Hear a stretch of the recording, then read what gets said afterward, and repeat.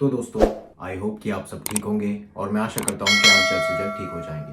तो दोस्तों, आज की इस वीडियो में हम बात करने वाले हैं एंजाइटी में heart attack, heart beat, heart skip heart beat, ये सारी चीज़ों की प्रॉब्लम जो लोग फेस कर रहे हैं, जिसकी वजह से लोगों को एंजाइटी हो रही है। कुछ चीज़ें मैं अपनी पर्सनल एक्सपीरियंस भी आप लोगों के साथ शेयर करूंगा और कुछ चीज़ें जैसे कि लोग मुझे जब कांटेक्ट करते हैं तो उन लोगों की प्रॉब्लम्स भी मैं आप लोगों को इस वीडियो में बताऊंगा। तो ये वीडियो जो है आप लोगों को बहुत ज़्यादा इन्फॉर्मेटिव मिलने वाली है, इसलिए आप इस वीडियो को लाइक कीजिए और ये सभी लोगों के साथ शेयर कीजिए जिन लोगों को ये प्रॉब्लम लोग फेस कर रहे हैं।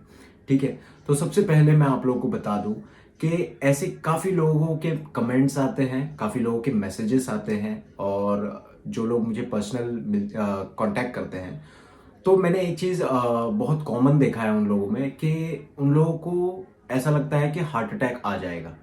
ठीक है, हार्ट बीट बहुत ज़्यादा तेज़ हो रही है, कई कई बारी अपने चेस्ट पे फ़ोन रखकर चेक करते हैं। कुछ लोग मुझे जब बताते हैं कि सर मुझे ऐसा लगता है कि हार्ट अटैक आज आ जाएगा या मैं मर जाऊंगा या मर जाऊंगी, है ना, ऐसे लोग जब मुझे कांटेक्ट करते हैं तो मैं उनसे बहुत सिंपली एक ही क्वेश्चन पूछता हूँ कि क्या आपने डॉक्टर के पास विजिट किया है, क्या आपने अपने हार्ट का जांच कराया है। तो वो लोग कहते हैं कि हाँ सब कुछ कराया है, ईसीजी वगैरह सब कुछ नॉर्मल है सर। तो ये दिक्कत क्यों हो रही है? ठीक है, क्योंकि जब ईसीजी नॉर्मल आ रही है, आप जितने भी टेस्ट करा रहे हो सब कुछ नॉर्मल आ रही है, तो ये दिक्कत कुछ और है। इसे हम समझेंगे आगे। ठीक है दोस्तों, तो ये चीज है, मैंने काफी लोगों को देखा है ना। काफी लोग कमेंट्स करते हैं, आप कभी कमेंट्स भी रीड करेंगे तो आप लोगों को पता चलेगा। तो कमेंट्स में भी ऐसे लोग हैं कि बहुत लोग कहते हैं कि मेरा स्किप हार्ट बीट होता है, हार्ट पैल्पिटेशन होता है। ठीक है, और कई कई बारी बहुत ज्यादा तेज ऐसा लगता है कि हार्ट अभी पाउंड बहुत ज्यादा कर रहा है और बाहर निकल जाएगा अभी, या तो कुछ तो फट जाएगा। मतलब समझ रहे हो, वो एक मतलब मैं डिस्क्राइब नहीं कर सकता क्योंकि ये चीज मैंने खुद वो चीज फेस किया है, तो हम वो डिस्क्राइब नहीं कर सकते। ठीक है, अगर मैं अपनी पर्सनल एक्सपीरियंस के हिसाब से आप लोगों की बात करूं तो एक एक इंसिडेंट मेरे साथ ऐसा हुआ था कि प्रॉब्लम्स तो थी, मतलब नेगेटिव थॉट्स, एंजाइटी, ये सारी प्रॉब्लम्स हो रही थी मुझे। और मैं अपने रूम में जब नीचे बैठा था, ठीक है, तो मैं सडनली ऐसे ही बैठा हूं और मेरे हैंड फीट्स, मतलब मेरे पैर और मेरे हाथ दोनों भी जो है पूरे कोल्ड हो चुके थे, मतलब एकदम ठंडे पड़ चुके थे। और ठंडे पड़ गए तो मैंने अपने हाथों को ऐसे चेक किया और नोटिस करने लग गया। अब नोटिस करने लगा तो ये चीज से मैं डरने लग गया। ठीक है, अब डरने लग गया तो ऑटोमेटिकली मैं कोशिश कर रहा हूं कि मैं ना डरूं, बट लेकिन फिर भी मेरा जो माइंड है मुझे बहुत ज्यादा पावरफुली यही चीज बता रहा था कि तेरे हैंड्स एंड फीट्स दोनों ठंडे हो चुके हैं। ठीक है, फिर उसके बाद ये जब मैं सोचने लगा उसके बाद मेरी जो हार्ट बीट है वो बहुत ज्यादा तेज पाउंड करने लग गई, बहुत ज्यादा हार्ट बीट तेज हो गई। इतनी तेज कि मतलब मुझे ऐसा लग रहा था कि बस अभी कुछ तो यहां पर है और वो फट जाएगा बाहर। ठीक है, तो ये चीज मेरे साथ होने लग गई और उस दिन मतलब लिटरली मैं बता रहा हूं आप लोगों को कि पैनिक जैसा हो गया था मैं, और मुझे समझ ही नहीं आ रहा था कि क्या हो रहा है। मैं खुद को काम डाउन करने की बहुत कोशिश कर रहा था बट हो ही नहीं पा रहा था मुझसे। मैंने बहुत ज्यादा कोशिश की कि मैं अपने ये सिम्टम्स पे ध्यान ना दूं क्योंकि ये प्रॉब्लम हो रही है मुझे, बट लेकिन स्टिल मेरा जो माइंड है वो 100% सिर्फ और सिर्फ मेरे सिम्टम्स पे ही कंसंट्रेट कर चुका था। और जितने भी सिम्टम्स आ रहे थे मुझे, हार्ट बीट, ठीक है, कई कई बारी तो मतलब नींद से भी उठ जाता था मैं। मतलब जैसे कि मैं आप लोगों को बता दूं, मैं सोया हूं और मैं सो चुका हूं, ठीक है, इतना डीप स्लीपिंग नहीं है बट लेकिन मैं सो चुका हूं, और जब मैं सोया हूं तो सडनली मेरी हार्ट बीट जो है ऑटोमेटिकली तेज ये हार्ट बीट करने लगी, मतलब पाउंडिंग करने लग गई। तो मैं बहुत ज्यादा डर के उठ जाता था, ऐसे बीच बीच में मेरी नींद टूटती थी। ठीक है, दोपहर में भी जब मैं एक पावर नैप लेने की कोशिश करता था तभी भी ऐसे ही होता था, मतलब।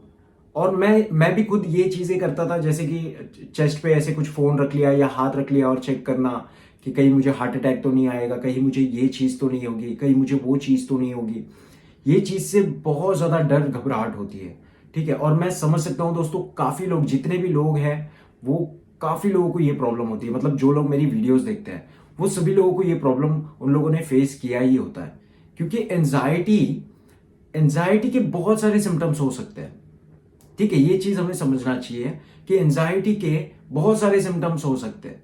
ठीक है, कई कई बारी किसी किसी को फ्रीक्वेंटली यूरिन होना, या किसी किसी को स्टूल पास करने में मतलब पूरा सॉफ्ट टाइप होना, है ना, या वेटिंग होना बहुत ज्यादा, ये सारी प्रॉब्लम्स होती है एंजाइटी में। ठीक है, बट लेकिन इसके लिए आप लोगों को करना क्या है, आप लोगों को पहले तो ये समझना है कि ये सब आपको स्टार्ट क्यों हुआ, ये चीज आपको समझना है। और आपको एक हेल्थ प्रोफेशनल से ही बात करना होगा इस बारे में। आपके सारे रिपोर्ट्स नॉर्मल है, सब कुछ आ रहे हैं, बट फिर भी आपको ये प्रॉब्लम हो रही है, तो आपको बात करना चाहिए। क्योंकि अगर आप इसके ऊपर जितना लेट ध्यान दोगे दोस्तों, ये आपके प्रॉब्लम्स और डेवलप करेंगे। तो आप लोगों को ये चीज ध्यान रखना है, क्विकली एक्शन लो। ऐसा नहीं करना है खुद के लाइफ के साथ रिस्क ले लो, है ना। खुद के प्रॉब्लम्स पे आप काम ना करो, फिर आप उसे फेस करते रहोगे, उसे झेलते रहोगे कि ये हो रहा है हो रहा है हो रहा है, बट लेकिन कोई एक्शन नहीं ले रहे हो, तो ये प्रॉब्लम और बढ़ सकती है। तो इससे अच्छा है कि आप, ठीक है कोई प्रॉब्लम नहीं है दोस्तों, आपको जाना है, बस अपनी बातें शेयर करनी है। कई कई बारी हमें बात करके भी सुकून मिलता है, ठीक है। तो ये चीज मेरे साथ ऐसा होता था।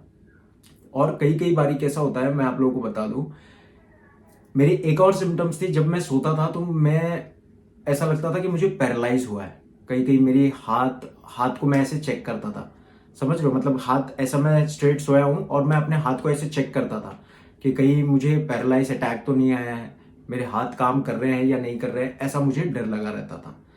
तो ये सारी चीजें जो हो रही है, ये एंजाइटी और हमारे मेंटेलिटी के हिसाब से हो रही है, ठीक है।